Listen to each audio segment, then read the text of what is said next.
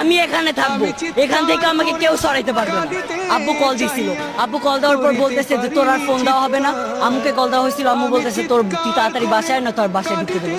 আমি বলছি যে আচ্ছা, আমি বাসায় ঢুকবো না, আমি বাইরেই থাকবো, রাতে আজকে বাইরেই থাকবো, 2-3 দিন তুমি চেষ্টা করো না। যতদিন না বিজয় হইতেছে, আমার আজকে ভাইয়েরা কোটার জন্য সুইসাইড করতেছে, আমার ভাইয়েরা চাকরি পাইতেছে না, সুইসাইড করতেছে। কেন করতেছে? আজকে ভাইয়েরা করতেছি, ভবিষ্যতে কি আমরা সুইসাইড করবো না? ভবিষ্যতে আমাদের আমার এই যে বোনেদের ঢাকা ইউনিভার্সিটি ইন্ডিয়ানের বোনেদের এমন ভাবে যে নির্যাতন করলো ছাত্রলীগের পোলাপাইনরা, কেন করছে? কেন করছে? ওদের কি অধিকার যে ওরা গায়ের ওপর হাত তুলবে? আজকে আসার আগে পুলিশ আমাদের ধরছে, ভিডিও আছে আমার কাছে, আব্বুর থেকে ফোনটাই নাম ভিডিওটা ভাইরাল করব। পুলিশে আমাদের হাত ধরছে, কেন? আমাদের গায়ে হাত দেওয়ার ওদের সাহস কিসের আছে?